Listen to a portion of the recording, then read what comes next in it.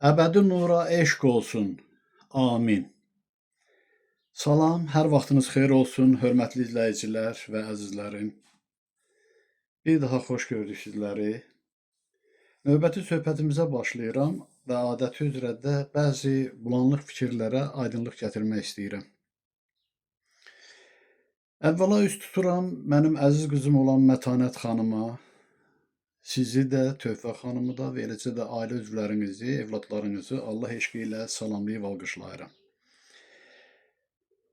Gözəl şərh yazıbsınız, Allah razı olsun. Ancaq bir balaca xəta vardır burada.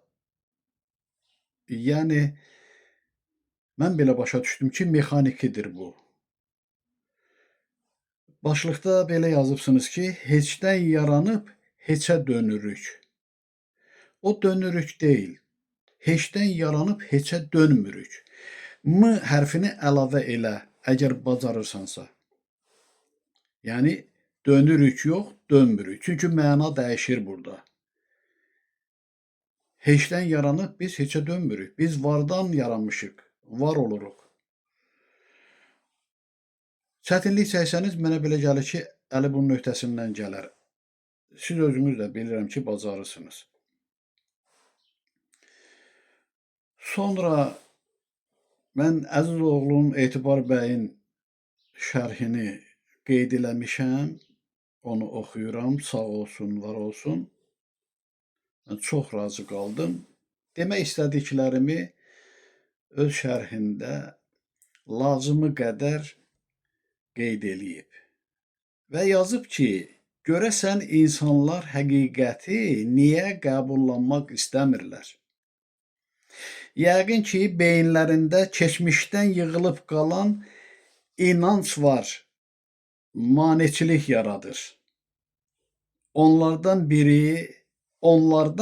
bir türlü qurtara bilmirlər ki, bilmirlər.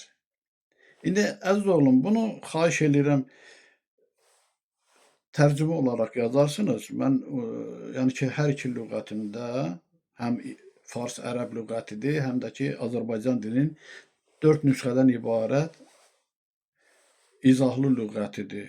Türlü sözünə rast gəlmədim, amma belə başa düşdüm ki, bir dəfəlik də qurtara bilmirlər ki, bilmirlər. Bəli, çox doğru düzgün buyurursunuz. Körtəbii olaraq inanmaq ən böyük cahillikdir. Araşdırmaq, analiz etmək lazım gəldiyi halda nadanlıqla hər şeyə inanmaq yanlışlıqdır.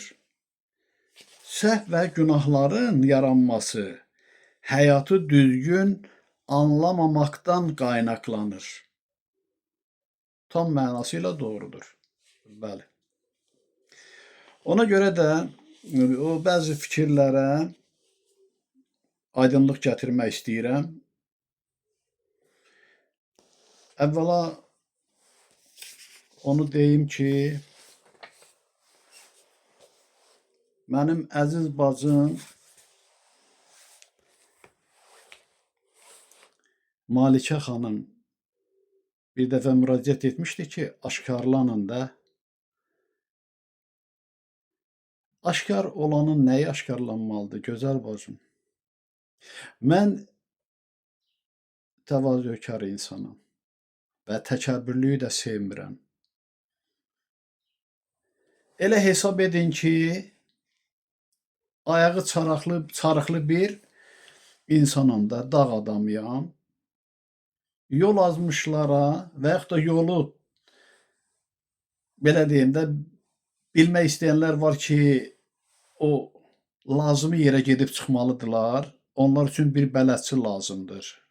O bələdçi kasıbdır, varlıdır, çirkindir, pintidir, hər nədir, onların işinə yarayır da. Çünki o yolu, o cığırı təkcə o bilir. Və sizə yol göstərirsə, siz istədiyiniz yerə gedib çatırsınız da. Daha o insanın nimdaş geyiminə və yaxud da ki, görünüşünə diqqət yetirib etiraz etmək sizi aparıb mənzil başına çıxarmayacaqdır. Və bir də çalışın məntiqə yer verin. Görün söhbət nədən gedir. Etibar bəyin yazdığı kimi o köhnə fikirlərdən artıq uzaq olmağın vaxtı gəlib çatıb. Bu yük mənim çiynimdədir. Mən deyirəm, götürə bilən götürsün. Götürə bilməyən də özü bilər. Heç kimi məcbur etmək olmaz ki, sən mənə inan. Bax, Malikə xanımın o fikrinə rəğmən mən Vəh adlı yazımı oxuyuram. Hansı ki, vəhdir, birbaşa vəhdir. Yəni, bu barədə demişəm. Mən müəyyən qədər etiraz etdim ali varlıqlara ki, bu mənada. Ki, bu qədər vergili insanlar meydana çıxacaqdı, bu qədər özünü peyğəmbər kimi, imam kimi adlandıranlar var, şəxsən tanıyıram. Hətta biri ilə də hüzür yerində salamlaşdıq.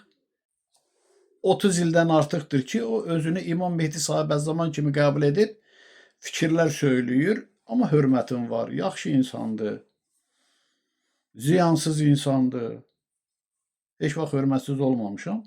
İnsan belə qəbul edir də, onun kimi də başqaları.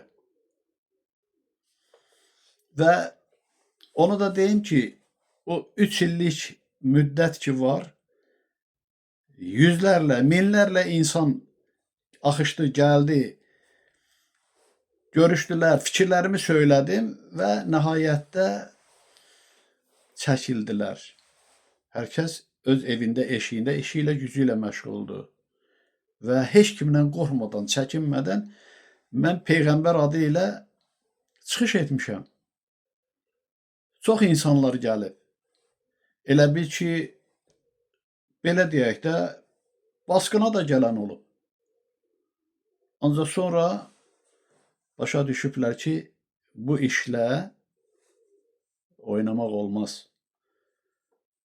Mən isə nəhayətdə insanların bu qədər laqeydliyini gördüyüm üçün o addan imtina etmədim. Mən bu adla həmişə danışmışam, çıxış etmişəm. Və məni tanıyanlar bu adla müraciət ediblər. Amma mən heç bir vaxt o iddiada olmamışam ki, kimlərsə mənə baş əysin və yaxud da ki, məni göylərdə görsün. Və demişəm, mənim şəxsimə diqqət yetirməyin. Mən hər kiməm, sadə bir insanam. Bu fikirləri söyləyirəm, görün sizin xeyrinizədir yoxsa yox. Sizi xoşbəxtliyə sövq edir, yoxsa bədbəxtliyə sürükləyir. Əgər yaxşıdırsa qəbul edin. Yaxşı deyilsə daha mənim xətrimə məni o adla çağırmayın.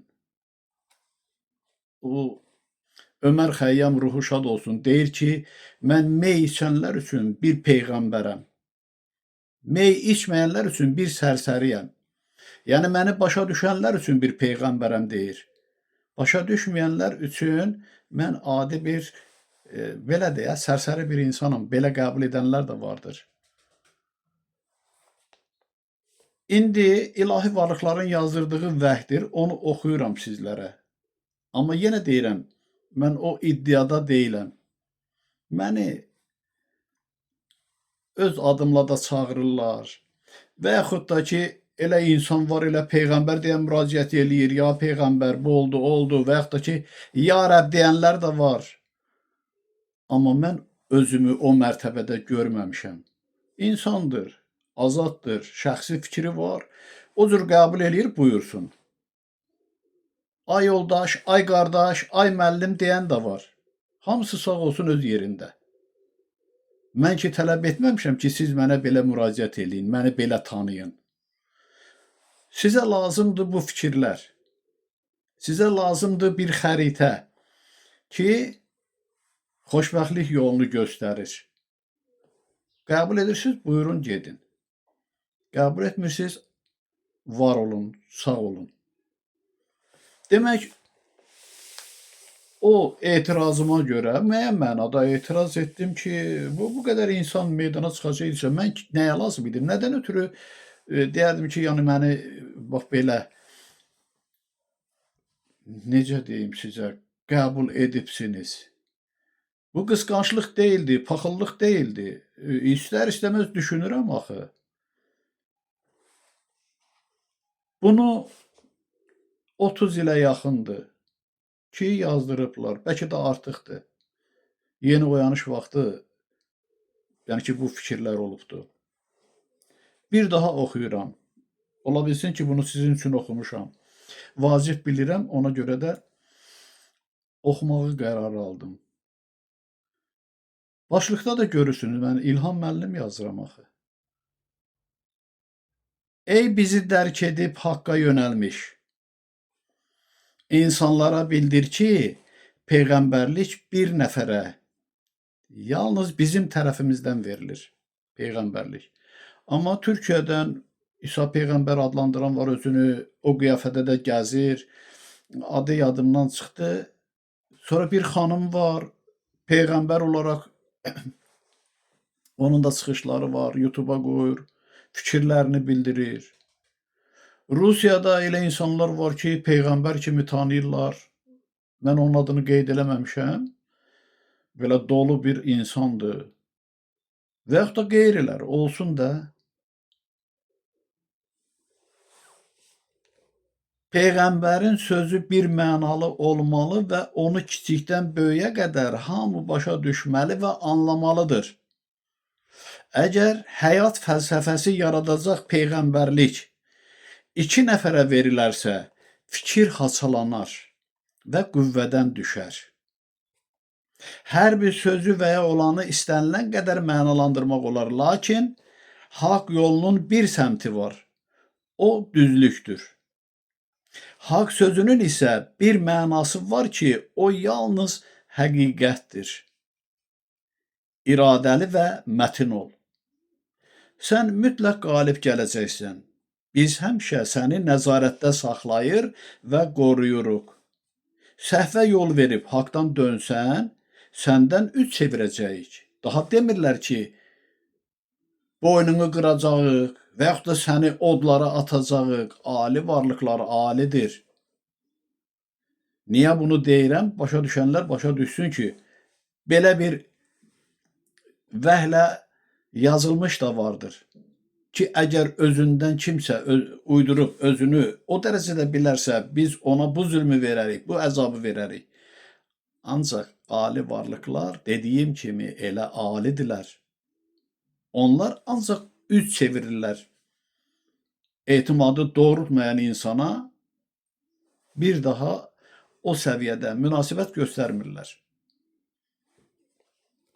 Peyğəmbərlik olduqca çətin, olduqca müqəddəs vəzifədir. Çünki müqəddəslər tərəfindən həvalə olunur. Bu gərginliyə hər insan tab gətirə bilmir. Tab gətirən isə vəzifəsini layiqli icra edə bilirsə, yaxşı insanlar və ilahi varlıqlar tərəfindən səmimiyyətlə qəbul olunur və qiymətləndirilir. Tab gətirməyənlər ruhən xəstələnir və ətrafındakıların nəzərində sərsəmlərə çevrilirlər. Həyat fəlsəfəsi haqqında məlumatları hər bir insan alır. Lakin verdiyimiz biliyi olduğu kimi qavramaq hamıya müəssər olmur. Şuurun itiliyi və vicdanın saflığı əsas rol oynayır. Tamaha boyun əyən, həris və şöhrətə meyilli olan kəs bu vəzifəni yerinə yetirə bilməz.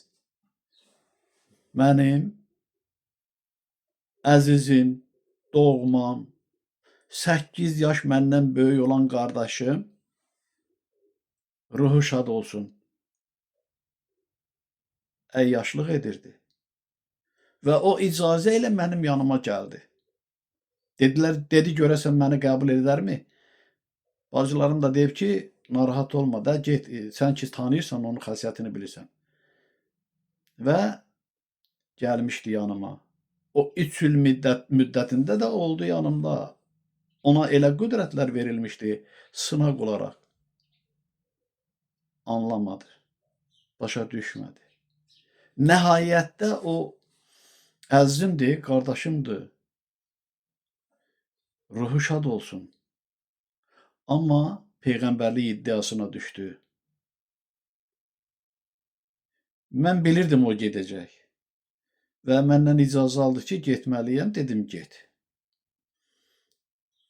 Hansı ki, indi dünyasını dəyişən qardaşımla ata evində yanaşı olurlar.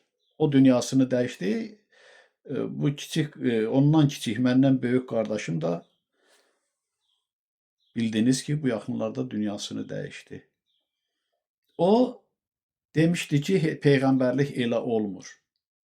Və İsa peyğəmbər adı ilə xəstələrini, dırnaq arası xəstələrini evlərində sanki gedib müalicə edirdi. Mən isə onunla çox belə necə deyim, qardaşımdır da, böyük qardaşımdır. Xoş rəftar edirdim. Amma mən hələ ki evdəydim. O müddət bitməmişdi. O Şəmkirdə, Bakıda ekstrasens deyilədi. Ekstrasens vəsiqəsi aldı, sertifikat deyirlər. Orada da xəstələri var idi, Şəmkirdə də xəstələri var idi və nəhayətdə o axıra çatdıra bilmədi. Demək, bir ildən sonra gəldi bizə. Artıq mən az müddət idi ki, evdən, yəni ki, belə deyim, çıxmışdım, işimə gedib gəlirdim, gəldi bizə, gördüm ki, saqqal saxlayıb, peyğəmbər adı ilə özünü elə səviyyədə bilir. Hətta mənə iradlar tutdu ki, sən, yəni ki, niyə təraş edibsən üzünü? Və yaxud da ki, mən güya ki, yanlışlığa yol verirəm. Mən də xoş qəbul elədim və dedim ki, buyurun artıq. Meydan sizindir. Gedin, özünüzü sübuta yetirin. Hansı ki, məndən eşitdiyi sözləri öz adı ilə deyirdi, danışırdı. Mən bir dəfə də sual verdim ki, sən bunu hardan eşitdin? Dedi, bilirdim də. Hansı ki, mənim dediklərimi təkrar edirdi. Mən yenə də onun üzünə çəkmədim onu. Və eləcə də ayrıldıq, sonra Bakıya getdik, Bakıda özüm də şahid oldum, getdim, xəstələri var idi, sanki bir xəstəxana düzəltmişdi, kiriyə tutduğu evdə, insanları müalicə eləyirdi, etsin. O öz yerində, mən öz yerimdə. Və dedim, meydan sizindir artıq. Buyurun, özünüzü sübuta yetirin. Və mən də o iddiadan uzaq oldum. Ona görə də heç bir yerdə heç kəs məndən eşitməz ki, mən peyğəmbərəmmi, yoxsa peyğəmbər deyiləm.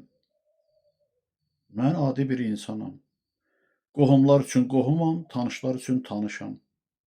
Sizlər üçün də müəlliməm. Elə qəbul edənlər üçün də peyğəmbərəm. Və ona görə dedim ki, onun o enerjisi də tükəndi, onun müalicə etmək qabiliyyəti də qalmadı.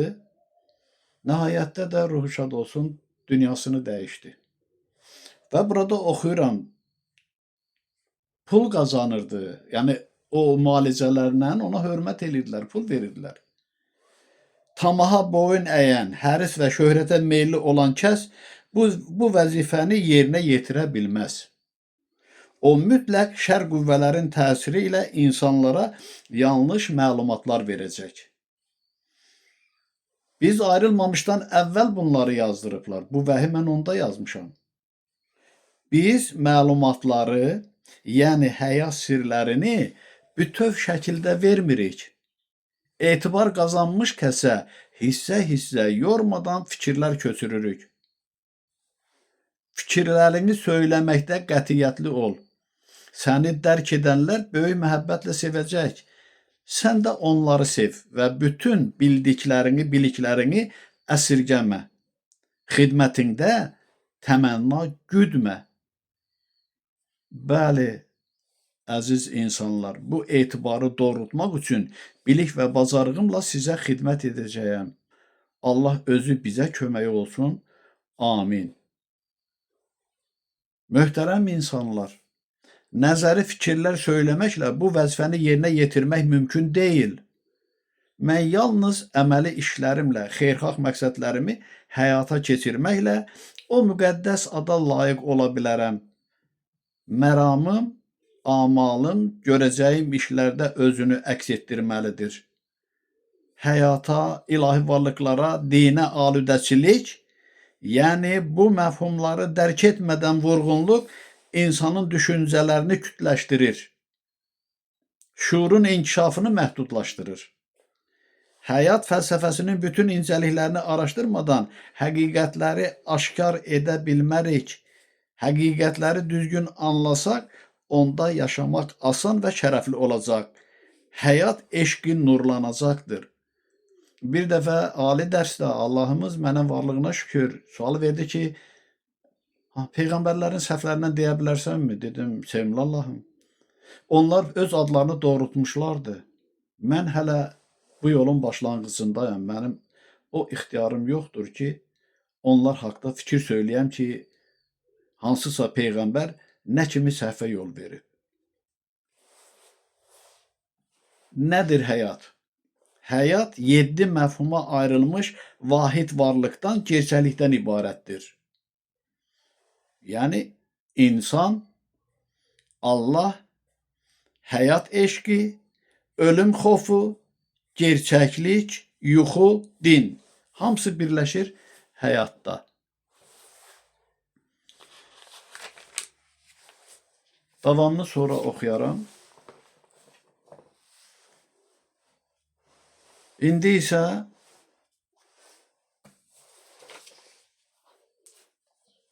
buradan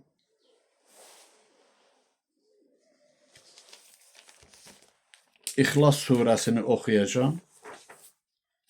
4 ayədən ibarətdir, səhv eləmirəmsə.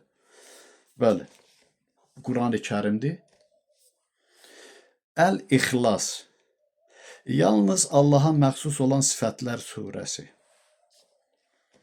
Burada deyilir, 1-ci ayədə, ya Peyğəmbər, Allahın zatı və sifətləri haqqında səndən soruşan müşriklərə de ki, mənim Rəbbim olan o Allah birdir, heç bir şəriki yoxdur. Mən isə sizlərə yeni, lazımı fikirləri söyləyirəm, deyirəm. Onun zamanı gəlib. Yəni, uca Allahımızın şəriki vardır. O, onun özünün ikinci mövcud formasıdır ki, Tanrı deyirik ona. Yəni, mənəvi olanın maddi təzahürü. Ağılla ürək müştərəkdir. Bütün işlərin həllində ağılla ürək əsas rol oynayır. Biri atadır, biri anadır. Bunu da yadınızdan çıxarmayın. Vahidliklə həyatın gedişatında özlərinə aid olan işləri görürlər. Bəs bizdə necədir? Ağlımızın öz işi var. Ürəyimizin, hisslərimizin öz işi var. Ağıl düşündüyünü bədən həyata keçirir. Müştərəkdirlər, şərikdirlər.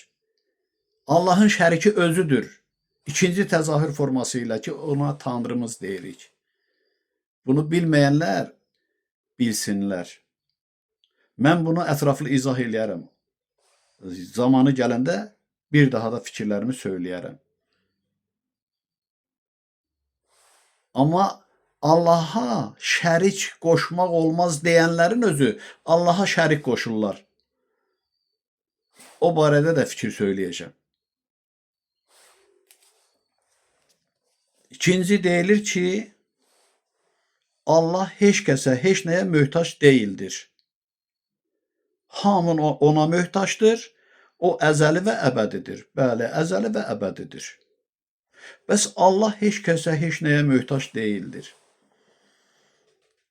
Bu kainatı, insanları belə götürək də el Təbrizincə. Yaratmaqda uca Allahın fikri nə olubdur?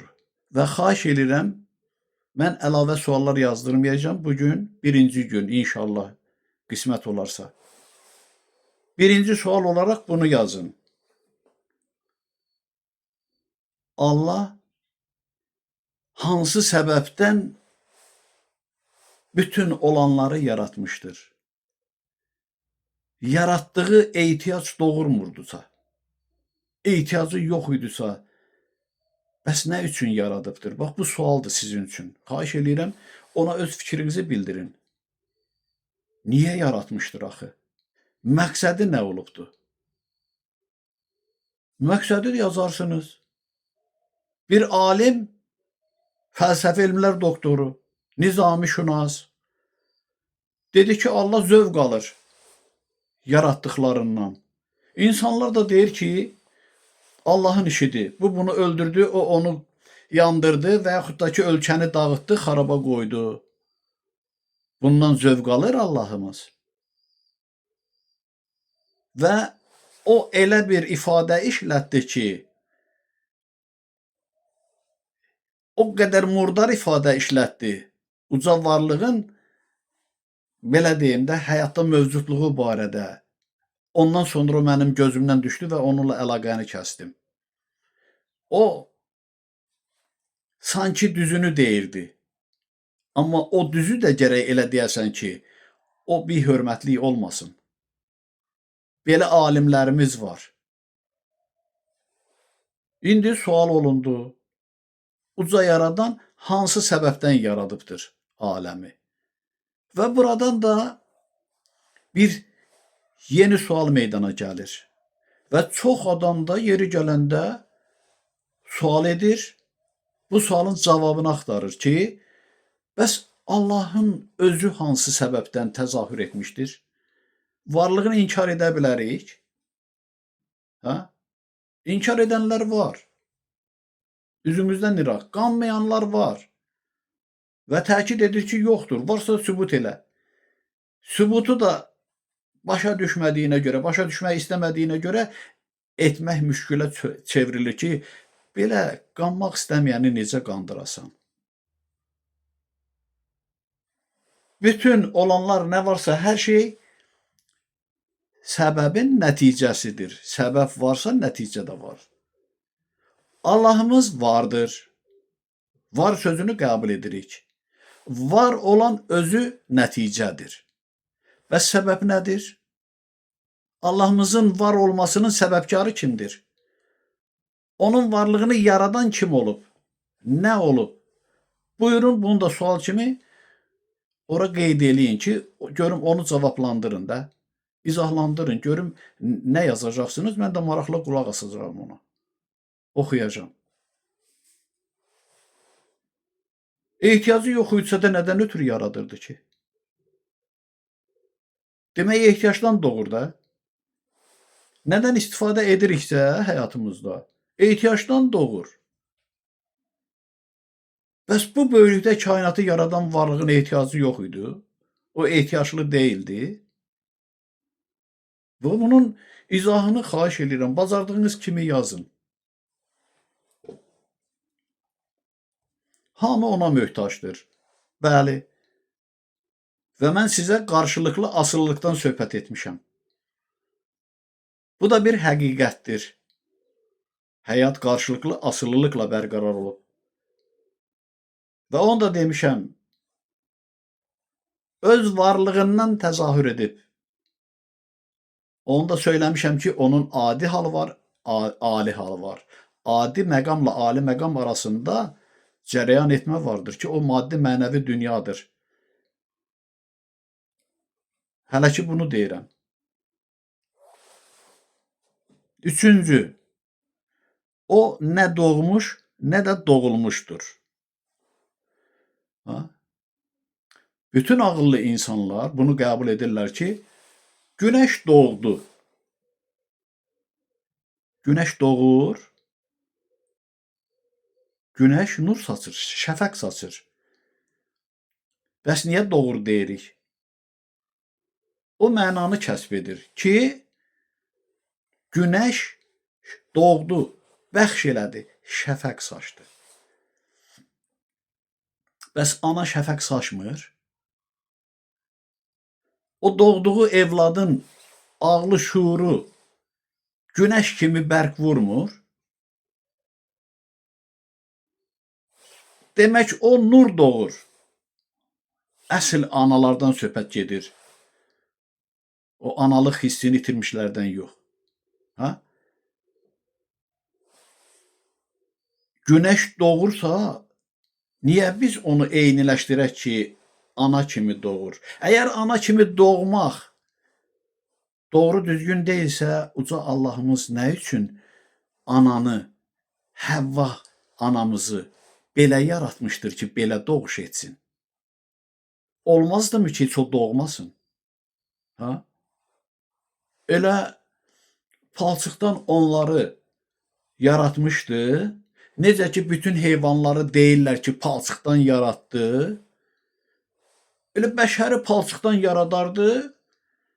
Özdə bir cinsdə nə ehtiyac var idi ki, iki cinsli yaradırdı? O sualı da qeyd eləyin. Niyə iki cinsli yaratdı Allahımız? Və düşünün, ayrı zaman bu sözü mən demərəm. O iki cinslinin vəhdət məqamını nəzərinizə çatdırın, belə nəzərinizdə canlandırın. Ehtiyac var idimi ona? Hökmən onlar vəhdət halını yaşamalıydılarmı ki, orada bir çox proseslər gedir də evlad dünyaya gətirmək üçün və yaxud da ki, o halın baş verməsi üçün. Əgər Allahımız yaratdıqlarından zövq alırdısa, elə palçıqdan hamını yaradardı, insanlar da həyatını yaşayardı, uca Allahımız da baxıb zövq alardı. Bunun cavabını xahiş edirəm, sual verirəm hər birinizə, gənclər də daxil olmaqla, körpələrdən başqa. İzahlandırın. Səbəb nə idi axı? Allah özünə heç bir evlad götürməmişdir. Var olsun, Etibar doğru düzgün qeyd elədi, yazdı ki, o bizim ulu babamızdır, bəli. Ulu babamız, ulu nənəmizdir, Allahımızla Tanrımız. Qəbul etməyən qəbul etməsin. Amma bu bir həqiqətdir. Özdə qətiyyətlə deyirəm bunu mən. Bir kimsənin evladı yoxdur. Ailə qurulub, ərlə arvad, övlad həsrətindədir hər ikisi. Amma evladları olmur. Bir uşağı götürüb böyüdürlər. İndi o uşağı götürüb böyüdürlərsə, onlar valideyn deyirlər. Onlar evlad sahibləri olmurlar. Elə necə ki, mənim özümü. Xalam və həyat yoldaşı, mənim atam, anam, hər ikisi evlad sahibi oldular. Onlar valideyn idilər. Bunu 100 yerə yozurlar. Həqiqəti bilmədikləri üçün ehtimallarla yazırlar ki, nəhayətdə yox. Allah necə yəni uşaq sahibi ola bilər? Belə də uşaq sahibi olur Allahımız. Amma bilmirsiniz. Bilmirlər insanlar. Mən sadəcə sizləri o məqama gətirirəm ki, həqiqəti tam olduğu kimi biləsiniz. Çünki eşitdiklərinizdən Etibarın yazdığı kimi indiyə qədər qanımıza keçən nə varsa hər şeydən bir məna götürürük ki, yox, bu ola bilməz, bu günahdır. O qorxu hissindən yaranandır ki, həqiqətdən uzaq qaçırsınız, bilə bilmirsiniz. Qorxduğunuza görə o qorxu hissini sifətdən aşılayanlar vardır, onu da deyəcəm. nətər o qorxu hissini aşılayırlar. Bu kimi fikirlərlə. Onda da bir məqsəd vardır.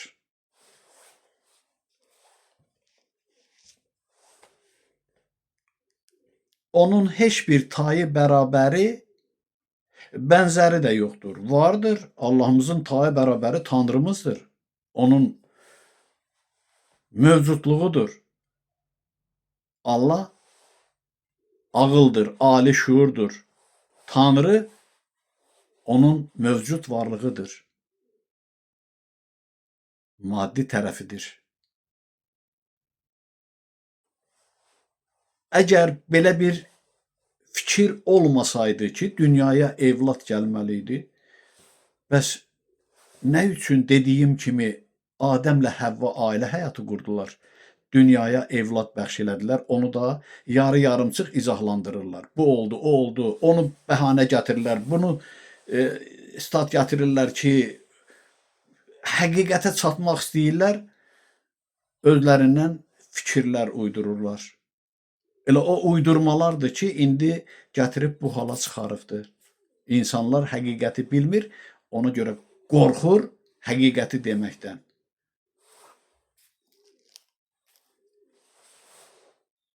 Allahımızın tayı bərabəri Tanrımızdır. Tanrımızın da tayı bərabəri Allahımızdır. Vahid mövcudluqla. O vahidliyin ikiləşməsi də var, vahidləşməsi də var. Bu barədə də səthi danışmışam. Necə ki, biz vahid bədənimizdə ikiliyi əks etdiririk. Həm atamızı, həm anamızı. Birləşməyimiz var, ayrılmağımız var. Qız, oğul evladları ilə. Əgər bunlar lazım deyilsə, dediyim kimi, Allah qüdrət sahibi idi. Palçıqdan yaradardı. Bəs bu qədər heyvanları palçıqdan yaratdı. Bəs dəryalarda, çaylarda, okeanlarda olan o canlıları nədən yaratdı? Onları da palçıqdan yaratdı. Mən onun da izahını vermişəm axı. Hər bir mövcudluq şuurun miqdarından asılıdır. O miqdara uyğun da forma və quruluş alır. Və bu gedişatda, tərəqqi tənəzzül yollarında dəyişmələr, yeniləşmələr, əvəzlənmələr vardır. Alidən adiyə üst tutma, adidən aliyə getmə. Biri-birinin ibtidasıdır. Biri-birini əks etdirəndir. Maddi mənəvi baxımdan yanaşsaq, biri maddidir, biri mənəvi. Amma maddi ilə mənəvi də biri-birinin əksidir, biri-birini qoruyandır, biri-birinin dayağıdır. Mənəvidə bir maddilik vardır. Maddilik olmasa, mənəvidə hisslər rol oynamazdı. Və bunu da demişəm, Allahımız rəhimlidir. O hisslərlə bağlıdır. Rəhim ürəyə aiddir. Duyğu ürəyə aiddir. Sevinmək, kədərlənmək Allahımızda vardır axı. Rəhm etməsə bağışlayarmı? El təbirincə desək. Sevinirsə hisslərlə bağlı deyilmi? Hisslər varsa demək orada bir maddiyyat vardır. Amma faiz etibarilə mənəvi aləmdə demişəm 25% hisslər fəaliyyətdədir. 75% ağıl. Sonra maddi dünyada 25% ağıl fəaliyyətdədir. 75% hisslər. Amma biri-birlərini tarazlayırlar. Tarazlıq pozulanda o da ifratçılıqdan irəli gəlir. Tamahın artıqlığı deyirik, nəfs deyirik. O istəkdir. Demək, ifrat istəmək gətirir belə hərc-mərcliyə çıxardır. Bu kimi gördüyümüz hallar meydana gəlir. İndi burada deyilir ki, bənzəri də yoxdur. Yəni, biz onu təsəvvür edə bilmərik. Uca varlığı təsəvvür etmək, onun varlığını görmək bizim üçün günahdır. Biz nətər onu görə bilərik, nətər başa düşə bilərik? Palçığı yaratdı, palçığı Adəmə çevirdi. Onu necə canlandırdı? öz ruhundan, varlığından bəxş elədi. Demək, öz varlığı hopdu onun varlığına, canına, birlik yaratdı və o canlandı. Onun kimi də Həvva xanımı, Həvva ananı, ha? Belə deyil. Bizim canımıza ruh daxil olmasa biz yaşaya bilərik? Hə? Ruh canımızdan çıxan zaman cəsədimiz hansısa bir fəaliyyətdə ola bilirmi? Demək, ruhdan asılıyıq. Bəs ruh nədir? Onu da demişəm sizə. Müsbət ruh olaraq. Mənfinin də mənbəyi Allahımızdır. Tənəzzül yolunda mənfiləşib. Meyvələr xarab olduğu kimi. Amma müsbət ruhumuz Allahın nurunun ruha çevrilməsidir. Bu buxarın suya çevrilməsidir. Su, buxar, buz eyni tərkib deyilmi? Başqa-başqa formalarda, tərkiblərdə. Yaxşı, razılaşıram ki, bəli, bənzəri yoxdur. O görünmür. O vardır, ancaq biz onu görə bilmərik. İndi deyirəm sizə, bu da bir sual formasıdır. Hamısını sual kimi sizə ünvanlayıram. Bacardığınız qədər ona cavab verin, izah verin. Məhəmməd Peyğəmbərin filminə baxıbsınızmı? Yenə imamlardan olan filmlərdə görünür ki, kişi qiyafəsindədir, imamımızdır, bildiyimizə görə başa düşürük. Amma üz hissəsini nur kimi göstərirlər.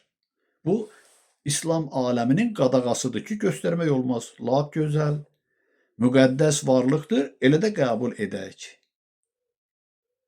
Bəs o müqəddəs varlıqları ölənə qədər istəyən, istəməyən olmayıb, görməyib. Bəs nə üçün onların gözü kör olmayıb onda? Ki, görməməlidir bunlar. Onlar görübsə, bəs biz niyə görməyək? Bunun sualını verirəm, cavabını yazın. Nə üçün elə çəkirlər? İmam Rızanın kinosu var, İmam Əlinin kinosu var, üzünü göstərmirlər. Heç İmam Əlinin də, mən biləni, bədənini də göstərmirlər. Qəbul. Nə üçün? Bütün imamları qətlə yetiriblər, zəhərləyiblər. Hamısını. Bəs onu necə gördülər, necə vurdular, görünməzdirsə? Bunu qoyuram bir yana. Məhəmməd Peyğəmbərin filmində Peyğəmbərimizin nə görüntüsü var, nə səsi var. Bir nəfər də, hardan deyim, heç Allahdan, bəndədən, Peyğəmbərdən xəbəri olmayan bir qonağım vardır. Gəlib, televizoru qurmuşam, maraqlı bir film var, baxaq ona. Orada da Məhəmməd Peyğəmbərin kinosudur. Peyğəmbərin özünü göstərmir, səsi çıxmır. Babası gəlir, o birilərinin o xahişi ilə ki, bu yoldan çəkinsin. O da deyir ki, sən bu yoldan çəkin. Peyğəmbərimiz də deyir ki, günəşi sol tərəfimə, sağ tərəfimə, ayı sol tərəfimə qoysalar belə mən yolumdan dönməzəm. Amma səs eşidilmir. İndi o baxan hardan dərk eləsin ki, orada görünməyən Peyğəmbərdir və onun cinsini necə təyin eləsin? Peyğəmbər qadındır, yoxsa kişidir? Qadın kimi də qəbul edə bilər. Hansı ki, Türkiyədə qadın özünü Peyğəmbər kimi qələmə verib, danışır da, mən onu heç bir iradım yoxdur. Özü bilər. Necə təyin eləsin? Demək, o görünməzdir. O dərk olunmazdır. İndi bir müqayisə deyim sizə. 6 bölək 3 bərabərdir 2-yə. 4 bölək 2 bərabərdir 2-yə. 2 bərabərdir 2-yə. 6, 3, 4, 2 fərqli rəqəmlərdir, fərqli saylardır. Amma 2-də bərabərləşirlər. 2 də 2-yə bərabərdir. İndi Allahımız da görünməzdir, dərk olunmazdır, təsəvvür edilməzdir. Peyğəmbərimizi də o cür göstərirlər. Biz deyə bilərikmi ki, elə peyğəmbərimiz Allahın özüdür? Ha? Qəbul edirsiniz? Sualı verirəm, cavab verin. O da dərk olunmazdı, görünməzdi. Hansı ki, görünüb də, dərk olunub da, eşidilib də, təhqir olunub, döyülüb, söyülüb, nəhayətdə hicrət etməli olub, Mədinəyə qaçmalı olub. Əbu Bəkirlə bir yerdə. Hətta mağarada da təhlükəsizlik üçün orada gizləniblər və sonra da gediblər Mədinəyə. Neçə ildən sonra, neçə il, mən biləni 13 il. İndi Allahımız barədə biz qorxaq deməyə ki, o mövcuddur, o vardır və dərk olunandır. Özü Quran-ı Kərim də təsdiq eləyir də ki, onun camalına tamaşa edəcəklər. Camal deyəndə nəyə tamaşa eləyəcəklər o? Yəni insanları masxaraya qoyublar. Quran-ı Kərimdə insanları nadan yerinə qoyub deyirlər ki, görsənəcəkdir. Görünməsə onun camalına kim tamaşa edə bilər? Demək o görünəndir, dərk olunandır. Onu görmək, dərk etmək üçün layiqincə insan həyat fəlsəfəsini bilməlidir. Məsuliyyətini o həddə çatdırmalıdır, başa düşməlidir və görməyə layiq olmalıdır. O vaxt görə bilər ki, o layiq olduğu zaman onun bəsirət gözü açılacaq. Ağıl gözüdür bəsirət gözü və ağıllı insanlar da onun varlığını görəcəklər. Görməyəcəkdilərsə niyə yazılırdı ki, Quran-ı Kərimdə? Bunu da deyirəm. Ha? Nə üçün? Mən özümə hörmət qoyan insanam. Və belə bir şeyi də oxuyanda deyirəm, necə yəni, bu necə ola bilər? Niyə mən dərk edə bilməyim axı Allahımızı? O ki, qaldı uşaqlara, Şaxta baba məgər mövcuddur? O düşünülmüş bir obrazdır. Ha? Bir dənə polis rəisini, cüssəli birini gətirin, qoyun yolkanın yanına ki, bu bizim polis babamızdır. Uşaqlar ona həvəs göstərəcək. O insanın içərisində olan nur zərrəciyinin təsir amilidir ki, Şaxta baba deyəndə, Şaxta desən, uşaqlar onu sevməyəcək. Baba deyəndə, yəni mərhəmətli, rəhmli, gözəl, nurani bir babadır da. O baba adına onlarda bir məhəbbət oyanır. Onlarda bir inam yaranır ki, Allah baba vardır. O var olmasına bir işarədir baba sözü. O uşaq nə qanır, nə başa düşür ki, eləcə Allah deməklə onda bir inam yaradaq. Ona görə də hər bir deyimə çalışın, doğru düzgün yanaşın. Hər bir adam qulp qoya bilər nəyəsə. Özü bilər. Ancaq elə işlər var ki, o işlərlə belə zarafat etmək olmaz. Belə münasibət bəsləmək olmaz. Bilmək istəyirsiniz, öyrənin. İnanmırsınız, ixtiyar sahibisiniz.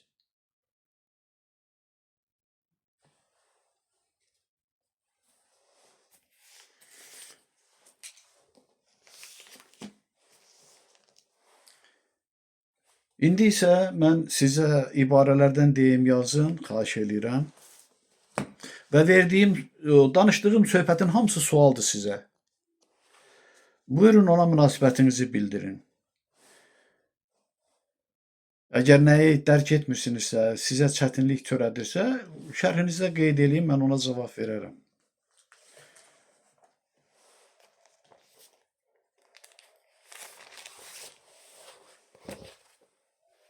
Elə insanlar var ki, deyir ki, Allahın 99 adı var, ya 100 adı var, 101 adı var. Məndə də var da, buradadır. Hümay Hüsna. Mən biləni hilədir. Neçə addır, 100-ə yaxın addır da. Və mənim görüşümə gələnlərdən də biri dedi ki, 1001 adı vardır. O 1001 ada görə də mənə vəhy gəldi, deyildi ki, sən indi yazı yazarsan, 1001 kəlam yazarsan. Və mənə səslə, daxili səslə deyildi ki, mən birəm, 1001 deyiləm. Amma ikinci tapşırıq bu oldu, mən o tapşırıqla yazmışam bunları. 1001 kəlamı tapşırıqla, hansı ki, indi 725-ci ibarəni oxuyacağam sizlərə.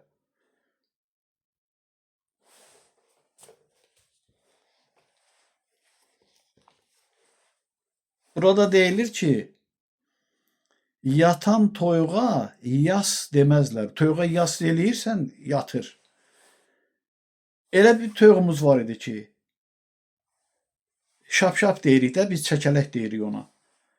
Məhəllədə bir neçə dəfə özüm şahid olmuşam.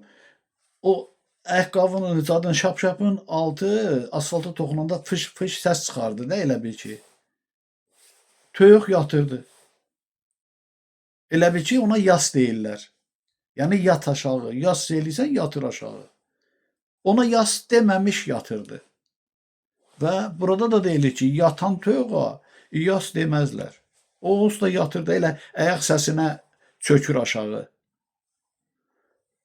Və izahı da budur. Tabeçiliyə meyilli olanlara təzyiq göstərmək artıqdır. Vətəni, xalqını satanlar da belələridir. Konditerski fabrikada, pol fabrikatda mən mühəndis işləyirdim. Bir texnoloq var idi. Biz mühəndis mexanik idi, onlar mühəndis texnoloq idi. Yəni smenli işləyirdik də növbə ilə. 3 növbəli iş rejimi idi. Biri də bu idi. Bir gün o dediyim xanım ki var idi, xanım adına layiq olmayan, qlavni injiner. Başında da o 5, 6, 7 nəfər sex rəisləri gəliblər. Nəsə əlaqədar gəliblər. Ora baxır, bura baxır. Bir nəfər də bizim texnoloq yoldaşımız gətirdi bunun yanına ki, buyurun xanım, əyləşin adınla. O da dedi, oturmuram. Biraz da hərləndi. Bu bir də stol apardı, buyurun əyləşin. Üçüncü səfər dedi ki, əl çək də, dedi daha. Elə dəqiqədə bir gəlirsən ki, buyurun oturun. Həmən o yas deməmiş toyuqlardan idi o. Ona görə tabeçiliyə meyilli olanlara təzyiq göstərmək artıqdır. Satqınlar üçün heç bir təsir amili lazım deyil. Öz işinin xətrəsi üçün o düşmənə də satılır. 726-cı. Qazdır, sazdır. Tərifə ehtiyacı olmayan. 727. Kör öz aləmini görər. Gözdən əlil olanlar həyatı öz təsəvvürlərində dərk edirlər. Bu, belə də deyilir və onun elə bil ki, paraleli olaraq həyata aid olanı. Burnundan uzağı görməyən, bəsirəti açıq olmayanlara da həyatı dərk etdiyi qədər başa düşür. Demək, elə deyil. Burnundan uzağı görməyən, bəsirəti açıq olmayanlar da həyatı dərk etdiyi qədər başa düşür. 728. Bostan yandı, bostançı da yandı. Bostançı ümidini bostana bağlayır. Var olmayanda, məcazi mənada o da narahat olur, yanıraq.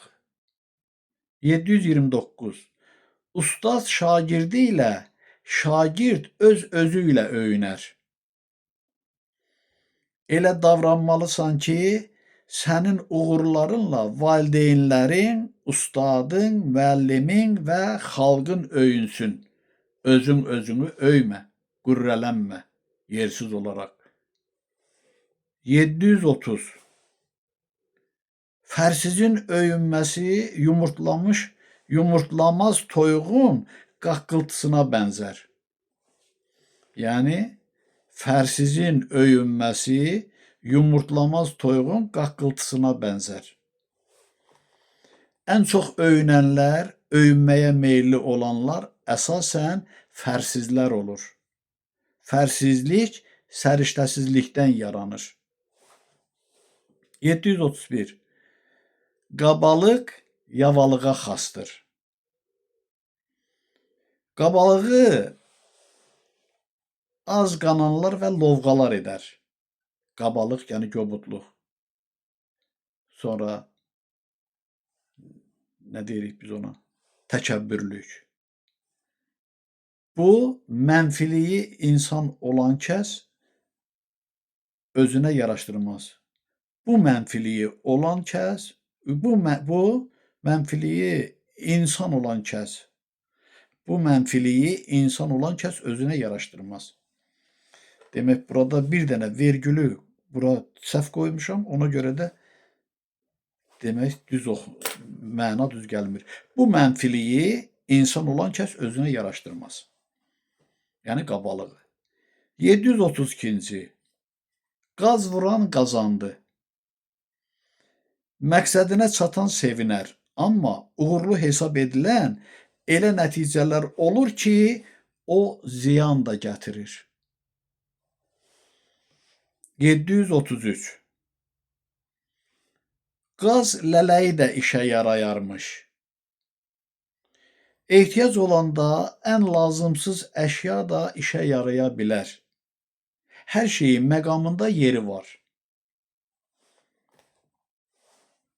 734.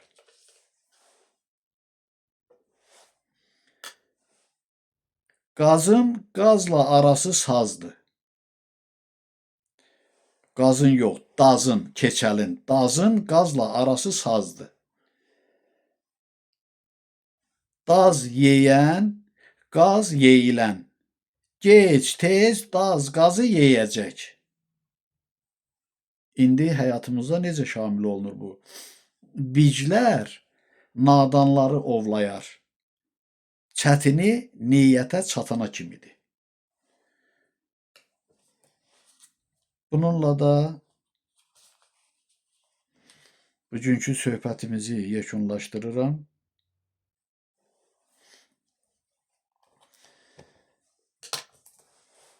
Məni dinləyən, şərh yazan, yazmayan hər bir kəsə təşəkkürümü bildirirəm. Ola bilsin ki, bu ərəfədə kimsə şərh yazıb, mən ona münasibət bildirməmişəm. Amma diqqət yetirirəm hamısına, baxıram. Yazan əlləriniz var olsun. Mənim bütün ciddi cəhdim budur ki, doğru düzgününü öyrənək, çünki bunun öyrənmə vaxtıdır.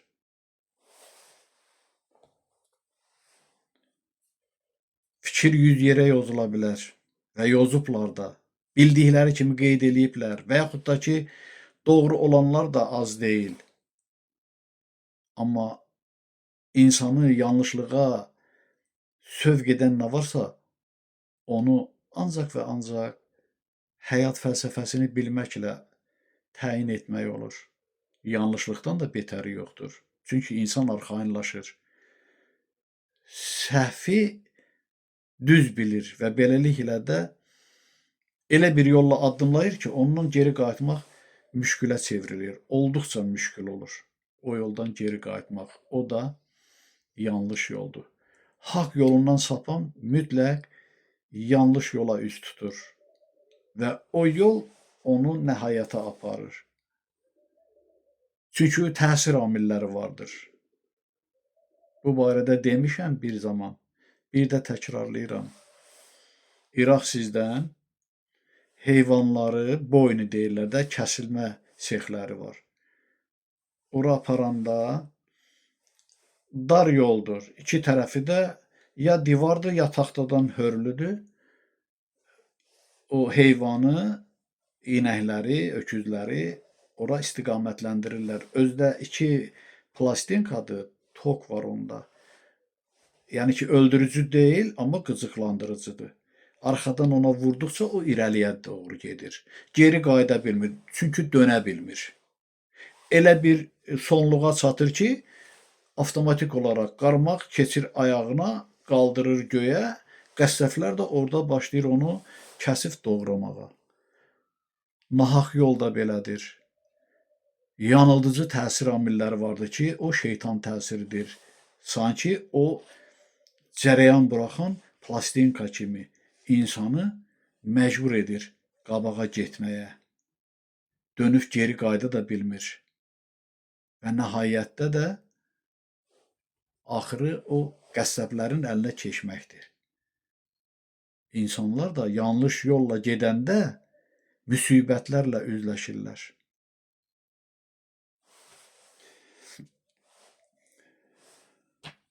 Sizinlə bahəm gözə görünməz ilahi varlıqlara hörmət və ehtiramla təşəkkürümü izhar edirəm. Ana yurdumuza, ana torpağımıza, ana vətənimizə təşəkkürlüyəm. Həm də məhəbbətliyəm. Şükr edirəm Allahımızın varlığına, minnətdaram Allahımıza əbədi olaraq və əbədiyyən də o uca varlığın, o ülviyyətin sevə-sevə səcdəsində və xidmətindəyəm. Çox güman ki, sabah çıxış hazırlamayacağam. Bu verdiyim suallara xahiş edirəm, cavab verin. Birinci gün üçün körpələrdən tutmuş gənclərə, sizlərə qədər suallar hazırlayacağam və inşallah qismət olarsa çıxışda YouTube-a yükləyəcəm. Hələlik sağ olun. Və bir daha da Allahımızın varlığına şükr edib minnətdarlığımı bildirirəm. Növbəti görüşümüzə, söhbətimizədək.